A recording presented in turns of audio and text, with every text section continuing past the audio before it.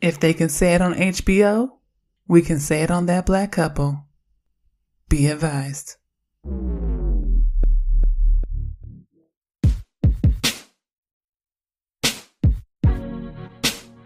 Hey y'all, I'm Jenn. I'm from Oakland, and I'm a queer, black feminist scholar. This is Daren, hailing from the mean streets of Anaheim. I'm an introvert, a novelist, and a nerd. We're early 30-somethings with 3 kids and over a decade of marriage. This is a podcast about the realities of blackness and adult life. We do adult differently.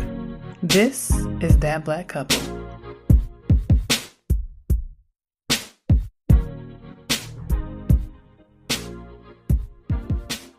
Greetings.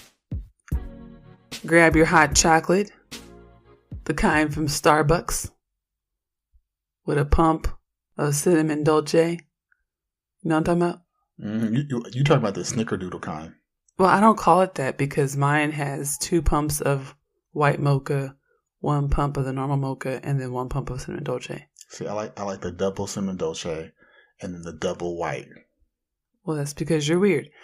That's not hot chocolate. So, hot chocolate from Starbucks. This is That Black Couple. And have a seat. And you can thank me later when you hit up that Starbucks real quick. This is That Black Couple. I'm Jenn. This is Daren. And let's get started. We're on episode 9. I can't believe we're on I was going to say, can you believe we're on episode 9? 9 episodes. 9 episodes. And y'all niggas been listening to us the whole time. This is just interesting. So, before we get started, make sure you follow us on Twitter and Instagram at ThatBLKCouple, on Facebook at That Black Couple, and look us up on the internets at www.thatblackcouple.com. You can stream episodes on Google Play, Apple iTunes, Stitcher, and SoundCloud. And make sure you rate us high because that shit is important. Extremely. So here's the other thing. We are on episode 9, and there's only 12 episodes in the first season. So that means after this one, we only have 3 episodes left. Yep. So just make a mental note of that. We are not going to be working through the holidays. Don't think that we're going to be doing this year round. It's not happening. So after you get your episodes next week, we're going to take a little break for the colonizers holiday, aka Thanksgiving, aka Blacksgiving, or whatever you celebrate. Get your macaroni and cheese, peach cobbler, sweet potato pie. We don't put no pumpkins in no pie. We don't eat pumpkins. We don't put pumpkins in our house. We don't put pumpkins in anything. Why do people do that?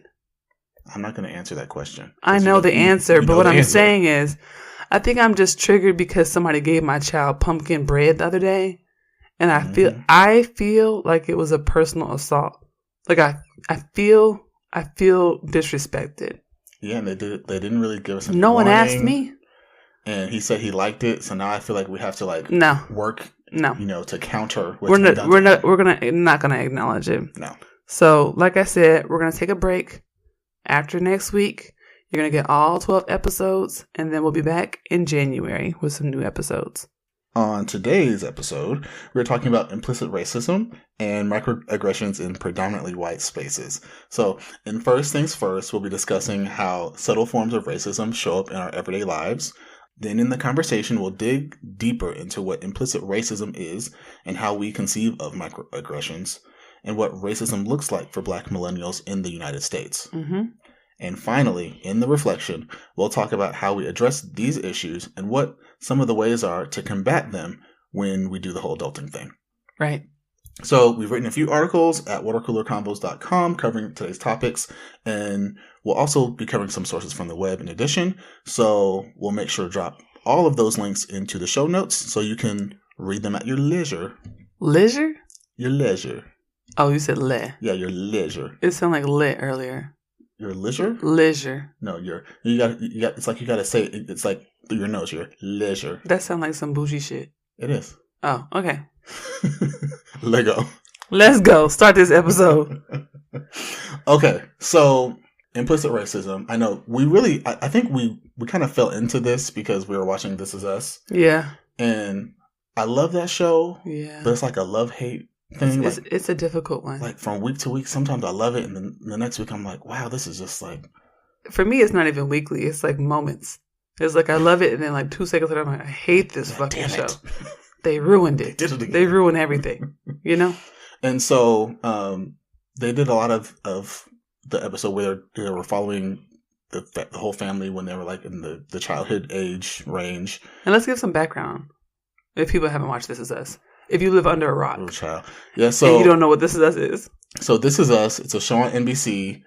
It came out last year for its first season. It has Sterling K. Brown. Which is the only person we really care about. And, yeah, he's the only real person. And the person who plays Beth. I don't know her real name. I can't remember her name. But we care about her too. Basically, we really only care about the black people section of the cast. I mean, so right. I'm just here for the black people. I'm voting for them. I'm voting for the black people. I'm rooting for the black people. But to give a quick introduction. So the way the whole show came together, and this is a big spoiler if you haven't seen it. This was like the big spoiler for the start of the show. But there were two white people, and Mandy Moore and Milo Ventimiglia. Mm-hmm. And they were married and white and happy. And she got pregnant with triplets. And something happened during the delivery process, and one of the triplets passed away. Right. I think it was Kyle. Yeah, his name was Kyle. Yeah. Right, and it was really sad. At the same time, Randall, the black kid, did his mother die? His mom passed away. His mother passed away, and the dad was like addicted to drugs and was basically like, I know that I'm not going to be a good parent, and basically just left the child in a box. Right. At the hospital. Right. And so this coincidentally happens all, at the same day, at the same time, at the same hospital. Which is what the whole show's about. All these things that just coincidentally happen. Right. And so then they on the spot in the hospital, as they just lost a child, say, well, let's just adopt this other one because this child has no parent. Right. So then they raise the three kids like triplets. I mean, they all had the same day. Right. A birthday. One of them just happens to be black. The other two are white. Right. And the other two actually act more like twins, which is really kind of messed up. Right. But the way the show is told, it's told like in their childhood, like what was happening when they were children, and then also in their adulthood. Right. And it kind of follows them and goes, forwards and backwards through the timelines to kind of weave these intricate, overly emotional stories together. Right. So the dad, the guy we're talking about, the black triplet is Randall.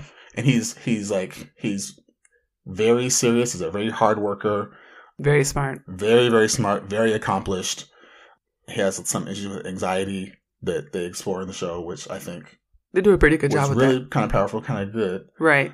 But what kind of brought us to this episode was they follow this part of their childhood where his, I guess, adopted grandmother is kind of Mandy Moore's mom. Mandy Moore doesn't like her anyway. She kind of just showed up, and they're all kind of mad that she's there.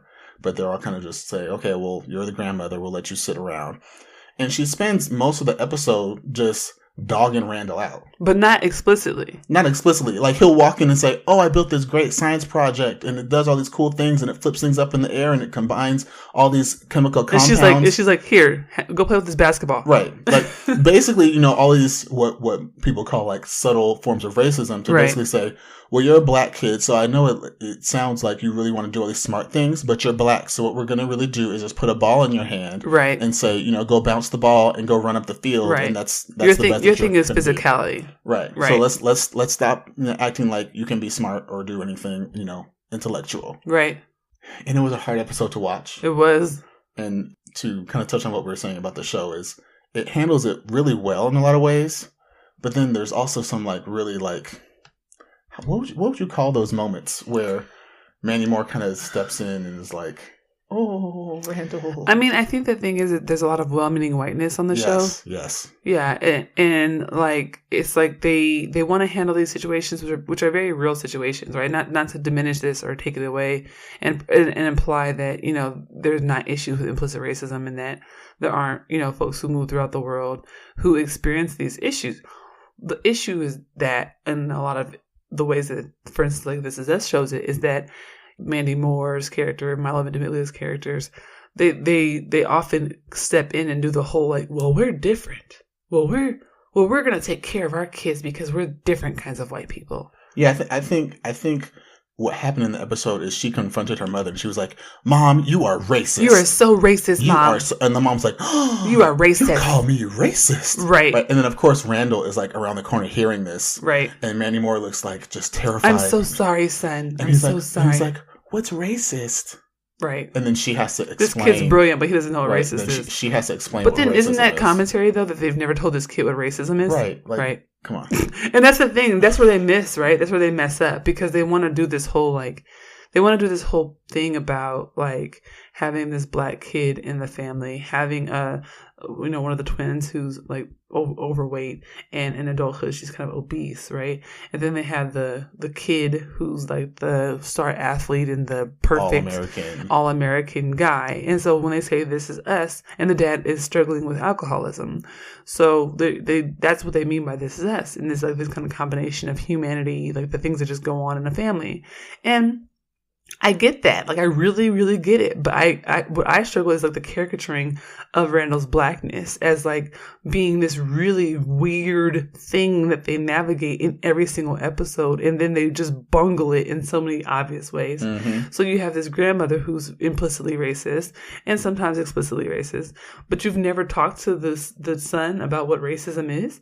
That's well-meaning whiteness. That's a problematic. That's a problem, right? So if this kid is experiencing this and you can see that he's heartbroken when his grandmother comes in town and he can't interact with her in the same ways that his siblings can, but you still expect him to move around and be socialized and conditioned by her in the same ways and on the same terms, that doesn't actually make any sense to me.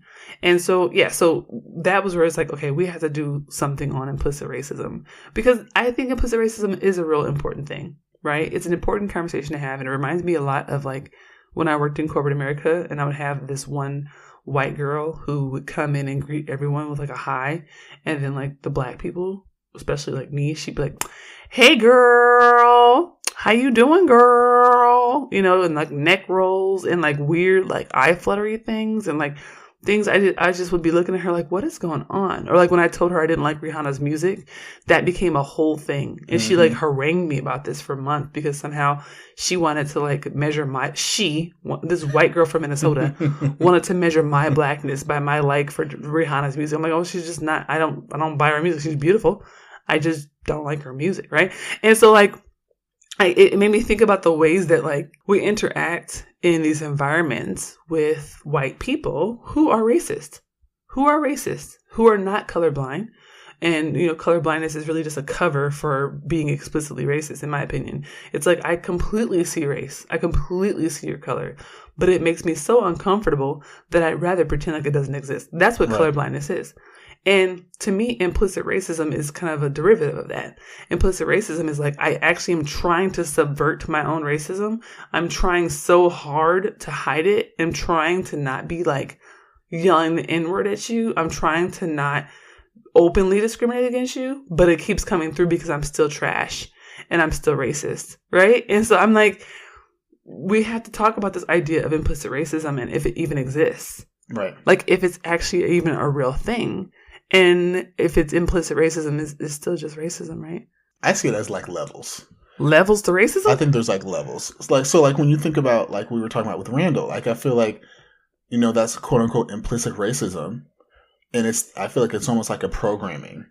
And it's that same thing like, will people act like that? And then when someone criticizes them and says, you can't treat them like that. You can't say those things. They're like, what's the big deal? I'm not saying anything bad. I'm not being rude. I'm not, you know, there's this almost like protective cover where people can say, well, it's actually not, I'm not explicitly doing anything. So what I'm doing is not that bad. That's kind of what the cover is for it, but it's still racism. And we know that's what it is. It's racism, and it colors their thoughts and their behaviors. And then when they kind of treat other people in that way, especially children, it then kind of teaches them those same patterns and behaviors. And it's like, oh, well, someone is supposed to speak to me that way, or people are supposed to believe that all I can do is bounce a ball and I can't do, you know, advanced calculus. That to me is kind of how I see implicit racism. I mean, I get it. I guess what I'm trying to say is that if implicit racism has the same underlying causes and the same consequences, then I'm wondering what the point is of focusing on its intent.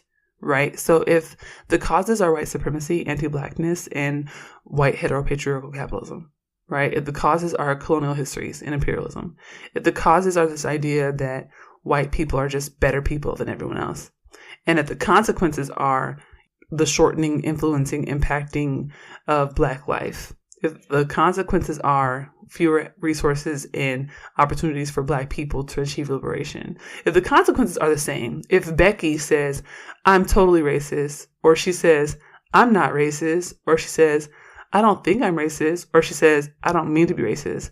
But if in all those situations she still upholds a system of white supremacy, I'm wondering, does it really matter if it's implicit or explicit? That is the question. That is the question.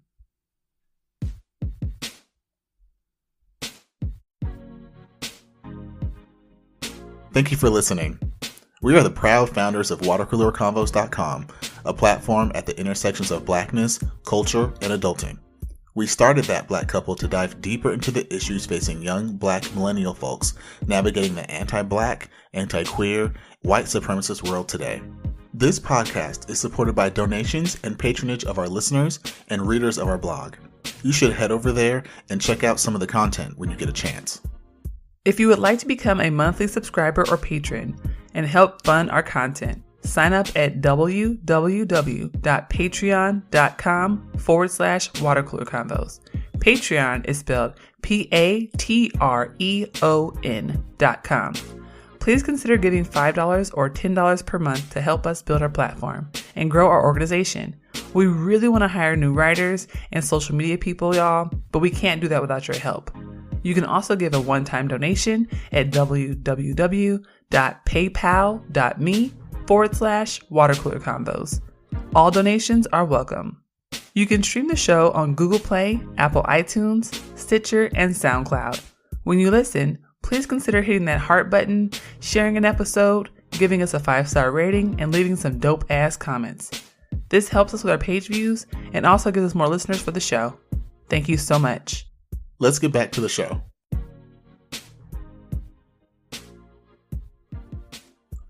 All right, we're back, and it's time for the conversation. And I want to start off by giving some definitions for things like microaggressions and implicit racism. I think that's necessary. Okay, yeah, let's just level set here. Right. So one of my favorite articles in the social sciences comes from Eduardo Bonilla Silva and Tyrone Foreman. It's called I'm Not Racist, But. And it's this really in-depth like interview style article where they talk to a bunch of young white like college age students about like a host of things. They talk about politics, they talk about dating, specifically interracial dating, and they just talk about like affirmative action with the whole point of drawing out the ways that subtle conversations about race and about like Black people can show how racist people actually are without using explicit cues, right?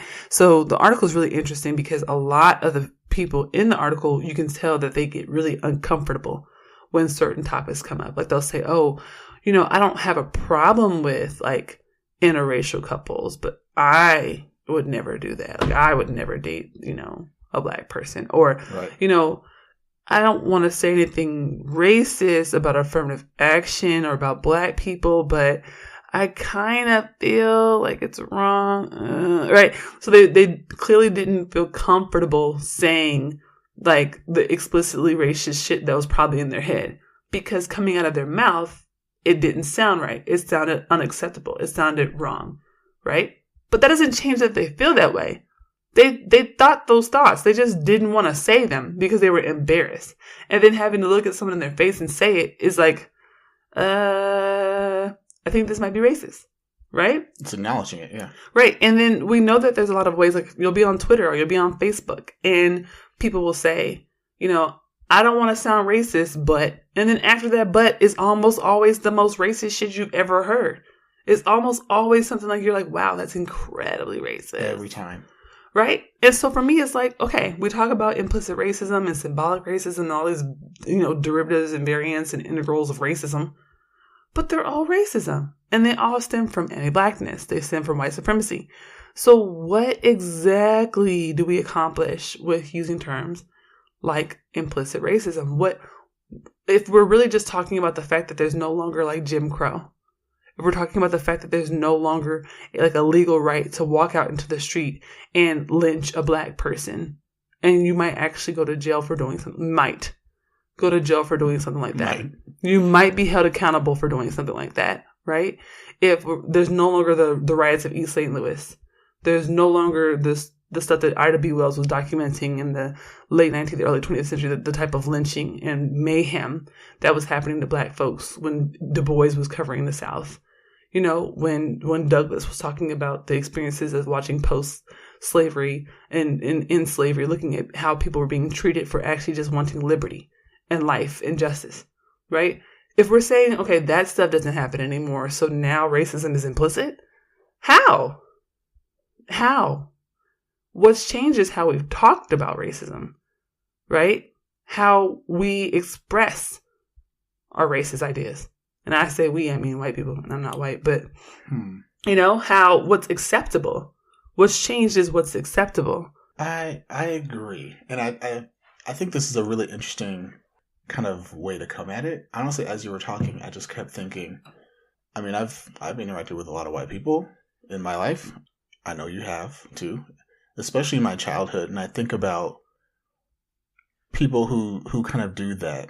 I'm not racist, but yeah, and how they have that feeling like this feels wrong. Like, and honestly, my mind goes straight to people who are kind of scared to talk about race. And I think a lot of that comes from just being ignorant. Yeah. And not really knowing, but also knowing that white people do a lot of racist shit. Right. And so I think a lot of white people have this fear of like, if I talk about race, 9 times out of 10, I'm going to say something racist. Correct. And so they'd rather just like ignore it or dance around it. But that's also racist. Right. And what happens though is then when they do talk about race, like we're saying, then they end up saying stuff that's like quote unquote covertly racist, right?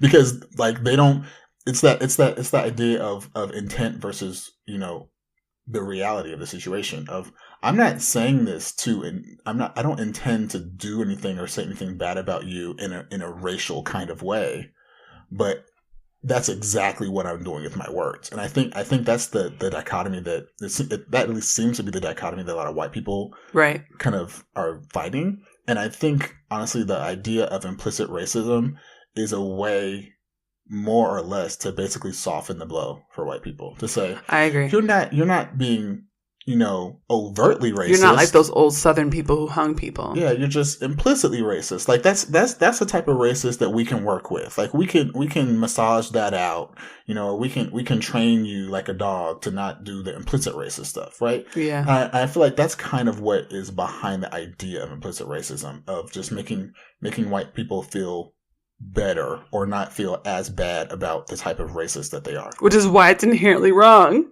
Yes. I mean, I think that's my problem with it. I agree that the idea of implicit racism does make white people feel more cuddly and make them feel better about themselves. It's like, I'm not doing it on purpose. That was an accident. Like, you know, you have kids and, you know, something will happen. Our kids do this all the time. Something will happen. It was an accident. Even when that shit was on purpose. Mm-hmm. It was an accident. I didn't mean to do that. Oh, I didn't mean to do it, you know? And I think, here's the thing. Okay. Here's my fundamental issue with this whole conversation. And I feel even uncomfortable having an entire episode talking about white people. Like, that's also making me very uncomfortable. Yeah. But I think my thing is like, this is why white people need to talk to other white people about racism.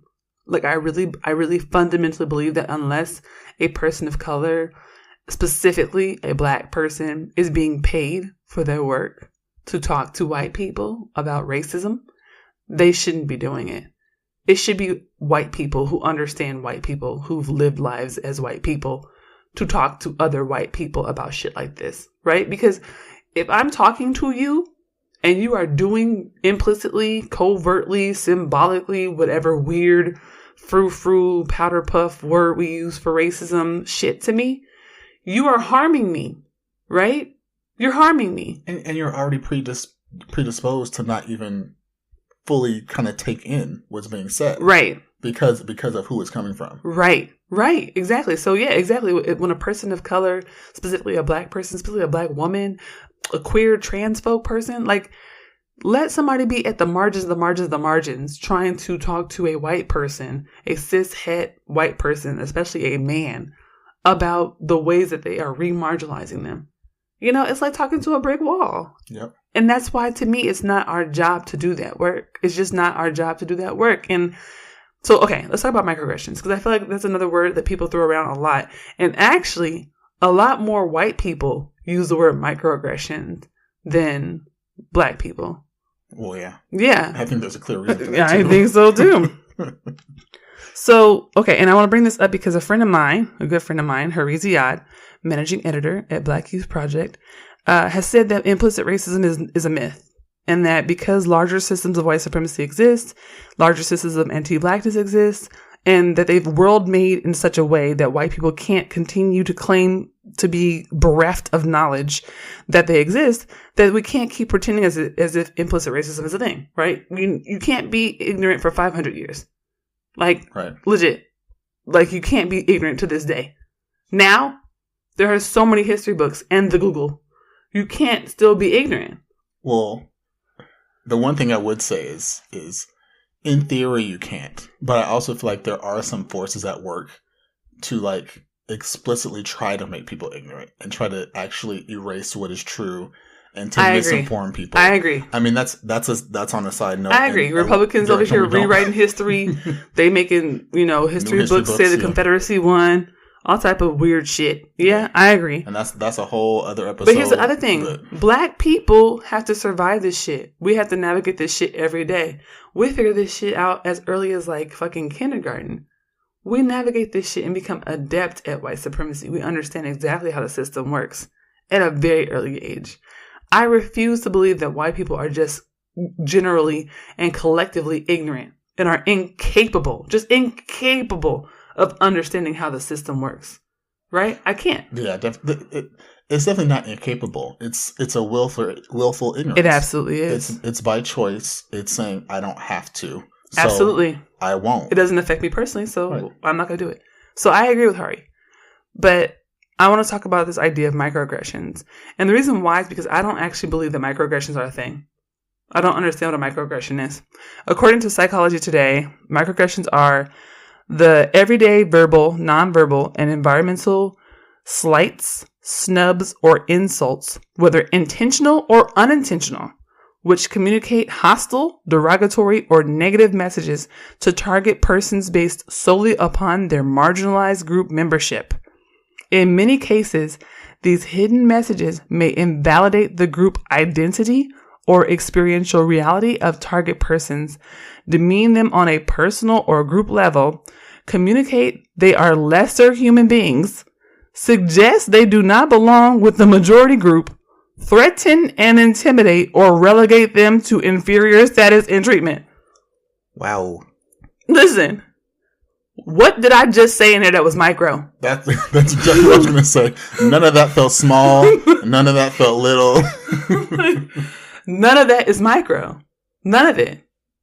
And this is my fundamental issue, right? So if we're going to sit here and say that a microaggression can target entire group identities, can threaten and can intimidate, can relegate someone to inferior status, can do all this work, right? Whether intentional or unintentional. And we still call that a microaggression. A microaggression. Any form of aggression is a part of a larger systemic process, right? When I see, for instance, violence that occurs or catcalling that I see on the street, right? Between, cis heterosexual male and a cis heterosexual woman walking down the street, right? When I see that type of catcalling, I know that that is a part of a larger process of sexual violence and rape culture. I know that is a part of a larger process of patriarchy that says that men have ownership of women's bodies, right? I see them as connected. I don't see them as separate from one another. So when I think about a microaggression, specifically when I think about racial microaggressions, when I think about the girl, what was her name? Kat. Her name was Kat. Cat with a K. Cat with a K. And I always thought it was a C, which pissed her off. But her real name had a C. So I was confused why you would change it to a K. I'm still confused by it. If your name is a C, your real name has a C. Like say your name is Catherine with a C. And you go by Cat. Why you change it to a K? Why are you fucking with me? She's trying to feel special. What is that? That's what that is. That's just so extra and irritating. It just added to the layer of irritating bullshit that she did. Anyway. But when she walks in and is girl and wants to talk to me about Rihanna and Taylor Swift and shit like that, I don't want to be in these conversations with you. I don't want to sit here and debate Taylor. I don't listen to Taylor Swift. I don't fucking care about Taylor Swift. Like, the idea that she wanted to, like, measure me and, like, wanted to be interacting with me on these kind of racial valences, right? That was microaggressive, right? By the standard of what microaggression is. Right. But it was a part of a larger context that says that, like, as a black woman, you know, she and I were closer in the same age or whatever. And as a black woman, I wasn't allowed to say anything about the way she was talking to me. I wasn't allowed to do anything in the workplace environment because I would have been seen as aggressive. I would have been seen as combative. And she was exploiting that system, right? To basically kind of goad me into conversations and situations that I didn't want to be in. And over time, they became very uncomfortable to me and very hostile to me. And that's a larger system of white supremacy. That's a larger system of misogynoir. That's you know what? That's very interesting. Because when you frame it up that way, that's all it really is. That's all it is. It really, even especially in those instances where it's quote unquote unintentional.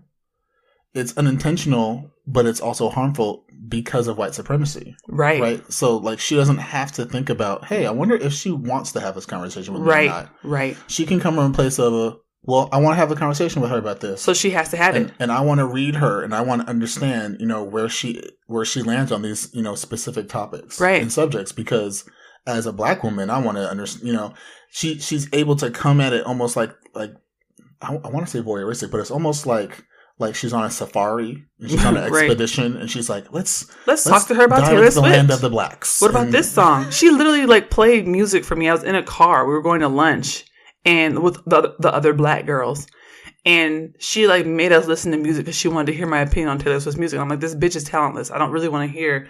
And she's like, listen to this one. What about this one? What about that one? What about this one? I'm like, I don't. Your opinion is not going to change, bitch. And you know me, I'm like, can I just shake this bitch one good time? You know, and I know I can't.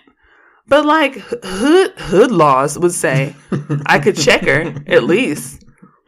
A nice chin check, a shoulder check, something. You know, but there's no hood laws, you know, in corporate America. No, unfortunately no. Not. So, I mean, I just feel like when people use the term microaggressions, that's another one of those things that, like, white people really love terms. They love them. They love them and they hate them, right? You get, like, the racist people, the misogynists, the assaulters, the sexual violators. They hate terms, right? Because they feel called out. But the well-meaning whites, they're like, that's a microaggression. Becky, that's a microaggression. Becky, it's really not cool to talk about Jen's braids. Don't touch her hair, Becky. Becky, Solange said, don't touch my hair. So just be careful. You're invading her private space. There's a long history there, Becky. You know, I'm just saying they be doing that though. Like, I feel like the well-meaning whites really like terms like that. But then I'm like, well, what are you actually doing? Well, okay. Are you attributing that to a system? Are you doing systemic disruption and dismantling work? Don't just name the shit. Then do something. But here's the thing. So, in all honesty, I was coming into this episode really kind of ready to at least argue with you a little bit. You know, I know we tend to be kind of on the same wavelength on a lot of things, and but I kind of felt like, you know, I think there's some space here. I think we kind of diverge a little bit on this, but honestly, we really don't. We don't. As we're talking about, like, implicit racism and microaggressions, and you were just talking about terms. And that's all this is. It's a process of renaming. It's just like when, you know, white supremacists are like, we're not white supremacists, we're the alt-right. It's like, why are we coming up with different names? Why are we trying to rename things and kind of rebrand things? It's the same stuff. It's the same racism. And this is the same racism, that their fathers and mothers and all of their ancestors were doing when they were protesting the integration of schools and when they didn't want black people to be considered whole, entire human beings. Right. Like, it's the same stuff that's just been passed down from generation to generation. Right. And people have talked about it more, and they've kind of in the greater body of society made people feel more ashamed or feel more bad about having certain labels. And so they've kind of parsed things apart, and they've, you know, given them little avenues to say, well, this fits in this bucket, and this one fits in that bucket, and this is defined this way, and this is defined that way. And so you kind of dilute the idea that all this shit is just racist. Right. And Right. and if you can pick it apart in that way, it makes it much harder for you to have just one big target. Exactly. And say, this is all racism. Exactly. Now let's fix it. Exactly. I totally agree. I totally agree. I totally agree. I do. I fundamentally believe that we do a lot of work like naming this and compartmentalizing that and sectioning off this and put this piece over there, but this is not intentional, so treat those folks differently than you treat these people. Okay, these people are explicitly racist, so treat them differently. Okay, now these are the people who we punch. Okay, these are people who we don't punch. These are the people who we hug. Okay, these are people who we give love. No. Mm-hmm. Like, what are we doing? Okay, some of the racists we're punching and some of the racists we're loving. Some of the racists we give a candle and some of them we give a fucking flamethrower. Are you kidding me? You laughing, but like, I'd be confused. I'd be looking at the Twitters and I'd be like, y'all, which ones we punching? Well, here's the thing too, because I'll punch an old lady. Listen, I'm not punching no Nazi, but I feel like you should be punching them old ladies. The Nazis don't care. Like, okay, listen, we gotta talk about this whole punching Nazi thing. Can you start from the beginning on that? You started at punching old ladies, and I'm lost. Here's the thing: people stay talking about the Nazis, punch a Nazi. There's this whole punch a Nazi movement, which I think is stupid, and it gets on my fucking nerve. If you punch a Nazi, they're not going to be like, "Whoa, this Nazism!" You're not going to knock the Nazi out of them. This is not a fucking Disney cartoon where you hit them and then their spirit flops out and looks up to you and goes, "Oh wow, shit, I should change my life." This is not fucking Doctor Who. This is not Doctor Strange. We're not knocking people out of their souls, leaving out their bodies and shit. The Nazi spirit of racism will exit their body when you punch them in the face. You can't exorcise a Nazi. You can't exorcise a Nazi. I'm so sorry. Like, I'm sorry you feel that way, but you cannot. You can't. I just don't think we should be wasting punching energy on Nazis. I really don't. I mean, maybe it makes you feel better. And also, I'm not punching nobody, first of all, because I'm not breaking no fucking nail. And if they hit me, my ass is in big trouble because I have a disability. So that's another reason I don't be telling people to go out and punch nobody because, look, we're going to be in jail. Listen, also, a lot of us can't post no bail. I be thinking about constituencies and shit and like consequences. Like, let a black person go outside and punch a white person. It don't matter what that white person has been doing. That white person could be out there shooting somebody in the actual process of shooting somebody, and the black person will go to jail before the white person.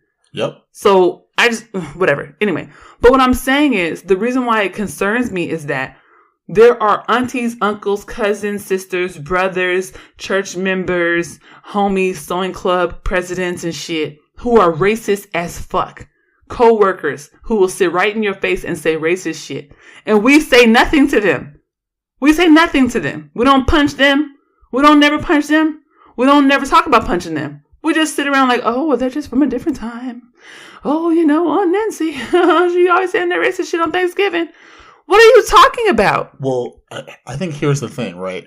Especially when we talk about older people. I believe it's funny because there's all this talk about millennials and how millennials are the biggest generation now, right, and how we're shaping the world, and it's all about what millennials think. And millennials we're such free thinkers and we're so much more liberal in our ideas, and it's like, I need y'all to understand that. Listen, a lot of millennials had racist ass parents. Still got them. And let's not act like they're just all cutting off, Millennials are just as racist as their parents or grandparents. It's the same stuff. And we're also known as the colorblind generation. If we were so woke as a generation, there wouldn't be so many of us walking around saying, I'm colorblind and I don't see race. I just see the love and the joy in your heart. And I see that's not what this is. Bye, girl. Like, let's That's my issue. It's like, if we're going to sit here talking about punching Nazis, why just punch all the white people? Well, and I think I also think there's a belief, especially with older people, it's like, we just need to let them all just die off. That's not how racism goes. And then it'll all be fixed. I don't understand that. People was born in fucking 1892. Them niggas died. They died. Racism still here. People born 1900 died. Racism still here. That's not, we can't use death, mortality, racism don't die with mortal bodies. And this is what we always say. It's because racism is it transforms. It's built into a system of white supremacy. Right. And the system the state is inherently racist. It's built into the foundation of the entire anti-black. country. The state is anti-black. The state made laws that said that the condition of slavery passed down through the mother and not through the father, so that white slave masters could continue to rape their enslaved black women and create babies and use them and sell them. The state is inherently racist. Like, read some fucking Cheryl I. Harris, Some Whiteness is Property. Like, the state has this Jim Crow. This is state-based. Like, what are we talking about? Even the process, I think about Chicago right now. Y'all are investing millions of dollars in more police and closing schools. You are investing in police and closing schools. You are investing in police and closing schools. What are we doing? What are we doing? I mean, it's just like when you think about your own personal finances, right? So, like, where you invest your money, right, and where you take your money out of, it kind of tells you right, what your goals are. Right. The state is inherently racist. If you spending money on ice cream and you canceling your gym membership, you say, hey, listen, and that's cool. If you want ice cream, right, cool. But just own that shit. And I feel like this is what we're always talking about, punching Nazis. We're always talking about like the explicit racist, and that's what gets all the trendy headlines and all the focus and all the attention. But meanwhile, Auntie, Nancy or Auntie Ernestine or Elizabeth or whatever, or Uncle Huey or whoever the fuck is out here doing and saying racist shit and actually has power. They have land, or they have employees. They have the ability to hire and fire people. They own stuff, right? They have a living will that redounds money down to new generations of people. They have grandchildren who they are socializing into racist ways of living, right? So people who have actual power over the ways that racism ends up sustaining itself and pushing on into new generations. And those people, you ain't punching them? I feel like punching them might actually make a difference. Like, listen, a good sock in the jaw, a good punch in the throat, THOAT, in the throat. Well, here's the thing. Those people are being racist. They're racist. Yeah. Right? There's no ifs, ands, or buts about it. Right. And I think you're right. Punching those people in the face, it would cause one of two things. It would either make them double down on their racism, which, hey, they're already racist. So right. What's the big change? What changes there? Or it would wake them up to go, wow, I really was being racist. Right. I didn't really want to be racist. I didn't mean to. Right. But hey, I'm now realizing a lot of the stuff that I'm doing is wrong. Listen. Let me now make some changes in my life. Here's a newsflash. I think the Nazis know they're racist. I don't know. But I think the Nazis, they might already know. They might already know they're racist. They could. I just have an inkling. They might already think that the shit they're doing is a little racist. But your auntie, she might not know. Punch that bitch. Right? Y'all want to punch somebody. You gonna sit there and bust up your knuckles? Punch your auntie. Yeah, well, we really need to end this. Okay, we gotta stop. We're gonna go forever. But the one thing I just thought about, and this really came out of nowhere, but it is so applicable to this conversation. What was that song LL Cool J put out? What? Mama said knock you out? No, it was a song he did with God, Accidental Racist. Accidental Racist. Oh gosh, girl. And I remember, I feel like sometimes it was like, I just wear a flag from the Confederacy, but it's because it's my culture. I said, what, girl?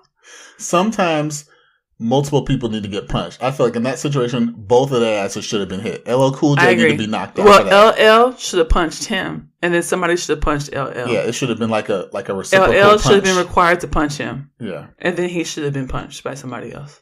Because sometimes that white supremacy has already just infected you as a black person. Right. I mean, Master P out here kicking it with Tommy Lahren. What else are we doing? What are we doing here? What are we doing? There are so many little implicit ways, little implicit racisms.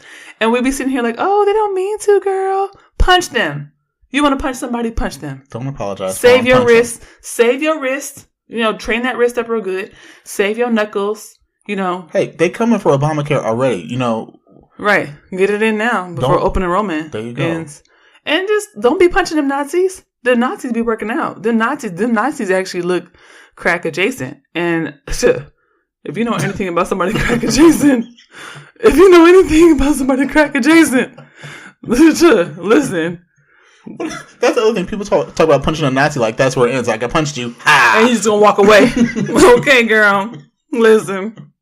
If you punch somebody, you better be ready to fight. Listen, white people got lawyers.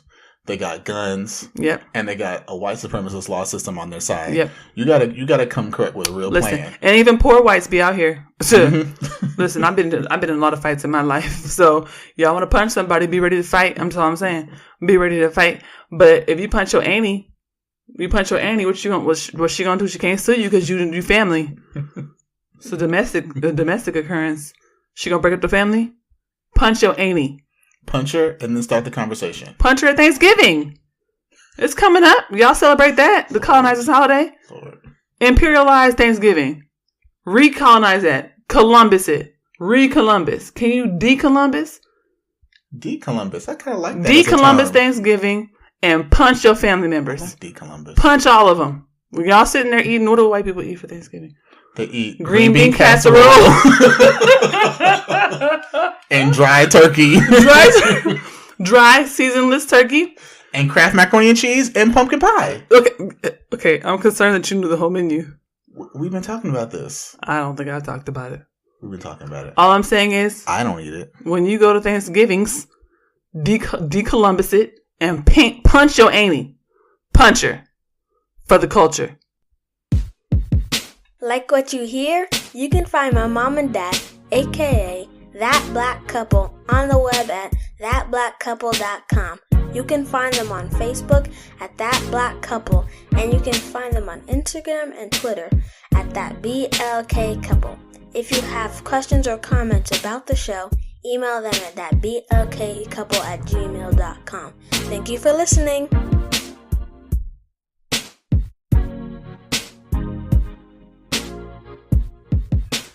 All right, so now it's time for the reflection. Let's do it. So, thinking about microaggressions and thinking about implicit racism, mm-hmm. In the reflection, we always tend to kind of talk about things on a personal level. Mm-hmm. And the first thing I thought about when I thought about like these microaggressions and implicit racism, I thought about my own job situation. Yeah, girl. So, this is well documented. I've talked to you about this for years. Mm-hmm. But I had a former manager who is no longer with the company, mm-hmm. who actually didn't even live in the city. He mm-hmm. actually lived in a whole different state. Mm-hmm. And so we only really see him like once a month, maybe. Yep. But he made a habit. Every time he would come up to the office, he would say, "Oh, I'm coming to Chicago. So, I got to make sure I come with my Kevlar vest because, there's just shots fired all around Chicago. There's people dying everywhere." Right. Yeah. And mind you, I'm on a team of, let's say 10 people and I'm the only black person. Yeah. Right. And so I'm sitting here as this white man comes in here every month talking about how, Chicago, everyone's just getting shot. I better, I got to watch my back. And it's just like the number one, talking about people's lives in such just a disposable way. Right. Is just horrifying as a starting point. But then make no mistake, when we're talking about people that are being shot and killed in Chicago, we're largely talking about black people. Right. And to say that this white man has to come up with his Kevlar vest to protect himself because, we're just so unsafe as we're in downtown Chicago with the bright lights and and mostly white people. And we're supposed to, as this is our manager, we're supposed to joke along with him and go, "Oh, ha, ha, ha, ha, yeah, I have my Kevlar vest. Oh, yeah, you got to watch out. There's just so many homicides." Like, really? Yeah. And I always felt it just felt terrible sitting there. Like, I'm the black guy. So number one, I'm not going to joke with you about this. Right. And at the same time, it makes me feel immensely uncomfortable and almost in a really bad position to even speak up and say anything about it because I'm also a black man in corporate America and I know that my position here is not anywhere near as stable or safe as anybody else. It's the precarity. Right? And so you're really boxed into this place of, am I really just made to endure this every day and just swallow it and just say, well, this is just how it is? And I will say one thing, in the reflection, I know we really want to talk about like kind of ways to combat these so-called microaggressions and instances of implicit racism. Right.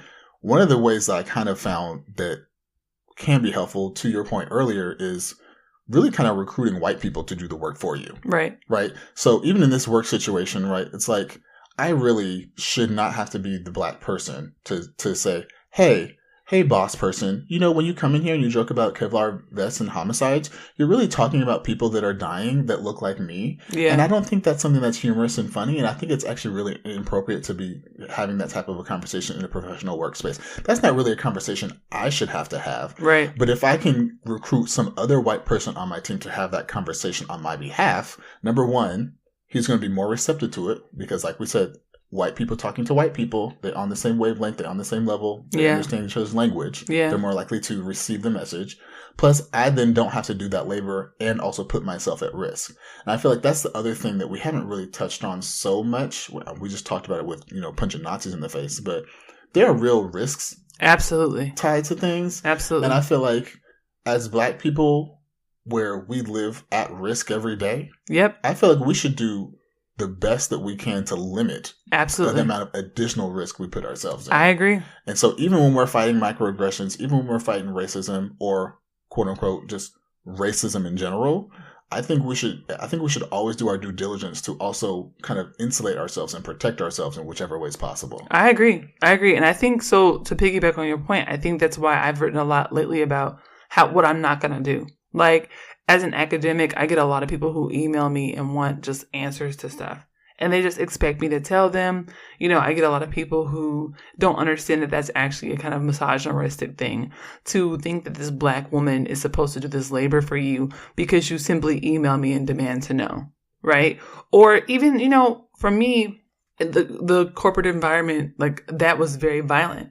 And when I was really young, I went to HR on several occasions to deal with the stuff I was experiencing, where people were calling me, Africans like you, and people with the corn rolls and this and that, and like making comments about, you pregnant women, I don't know why you guys keep having babies, and, things that people would say, joking about how I liked watermelon or fried chicken or macaroni and cheese. And, like, these things really actually happened when I worked at Disney, like real life actually things that happened. And I reported people to HR. But I also saw that after I reported them, I got treated differently on the team. I got treated differently. There was a time when a girl was joking about how she was being super ghetto because she sang a Erykah Badu song when she was trying out for some like show or something like that. And I was really offended because she wasn't Black. And she was implying that Erykah Badu and Black people are inherently ghetto. And she was saying this in a room full of white people. And she did the whole neck thing and the finger thing. And that was really off-putting to me as the only Black person in the room. And when I said something about it, they all started treating me differently. They stopped speaking to me. So I think that there's definitely, there's risk. There's absolutely risk. And it's really rough because there is a certain amount of precarity with Blackness in public spaces. There's a certain amount of precarity with Blackness in the workplace, which is why a lot of people who do this kind of work, never the twain shall meet. It's like you have this personal identity that is about abolition and liberation and justice and all that work. And then you have who you are at work. And a lot of times they don't even cross because it's not fruitful for people at your job to know that, this is what you're doing, because they take, there's consequences. And so for me, I think that, this is why I want to talk about implicit racism and microaggressions, because so much of it is not implicit for Black people, the people who are the actual subjects of that racism and those aggressions. When we put micro on the front and we put implicit on the front, we minimize the impact and the experiences for the people who actually are the most at risk for having to deal with what those things are. And that's why I push back on it. Where I will never forget the types of quote unquote microaggressions I experienced in my first 5 years in corporate America. I'll never forget them. Other people, the people who did it, they probably don't even remember that stuff. Yeah. They probably have no idea what I'm talking about. I'll never forget it. It's crystal clear in my brain. There's stuff I can't remember from that time because I had babies and I was tired. But that stuff I will never forget for the rest of my Black ass life. I'll never forget.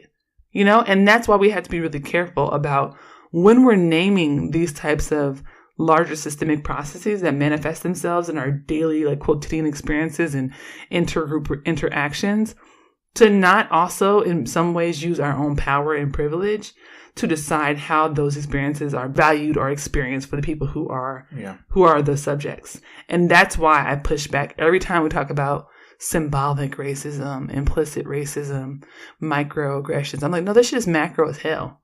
Like, well, I mean, you think about it, those things are labeled from the perspective of white people, of the transgressor, right? Of, oh, I did something racist. What kind of racist? What kind of racist is it?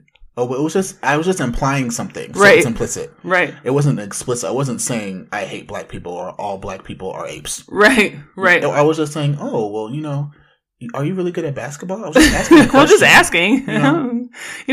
Everyone must ask you that. Right? It's just normal. It's normal for people to assume that you play basketball and you're black. But to your point, like, if we name these things based upon the people that are receiving the harm, right, we would never say, oh, well, that was just implied racist. Right. Or right. that was just a microaggression. It wasn't like really something that was, really super aggressive. Right. It was just a little, right. That's not how we, as those receiving the harm, right. would ever characterize these right. things. Or like how most black people refer to Kwame Ture and Charles V. Hamilton's idea of what racism is from Black Power, the Politics of Liberation. It's about power. It's this idea that you actually have, discriminatory ideas and biases against a certain group, and then you have the power to do something about it. But you say something about this idea of, Ture and Hamilton's and thinking about racism as intersections of power and privilege, and you'll have white people who be like, well, I Googled it, and here's the Google definition. Let me get a screenshot. Here's a screenshot, and I'm going to send you the definition. You don't know what the definition of racism is. Yes, you study it and everything, and you've read all the books, but I went to the Google, and it says this. So I'm right. And you're like, are we serious? Are we doing this really? We're doing this? We're doing this. And that's my issue. It's like, this is why I feel like white people have to do the work of talking to white people about what racism is and stop using terms like implicit racism. They have to talk to each other about what microaggressions are and stop using the term microaggression. And they have to start using the term white supremacy and get really comfortable with it. Because people don't like when you say white supremacy, because then they have to say white supremacist. Right. Right? People don't like to say racism, because then you have to say racist. And that feels really, really uncomfortable. Well, I mean, people have been trained to just be immediately offended. Right. By being labeled either one of those things. But sometimes you are. Right. I'm a man. Sometimes I'm a misogynist. Yeah. Whether I want to be or not. Right. I'm cis. Sometimes I'm cis-sexist. That's what it is. It just is. And you're not going to fix it unless you call it out and say, hey, that's what that was. Right. You're just going to repeat and do the same things over and over and over. I agree. And find, unique and specific ways to dodge the reality of the situation. I agree. And that's why we have to stop this shit. Thank y'all for listening. Before you go, make sure you follow us on Twitter and Instagram at ThatBLKCouple, on Facebook at ThatBlackCouple, and look us up on the internets at www.thatblackcouple.com. You can stream episodes on Google Play, Apple iTunes, Stitcher, and SoundCloud. And you have to rate us high because we petty bitches and we don't like no low ratings. Bye.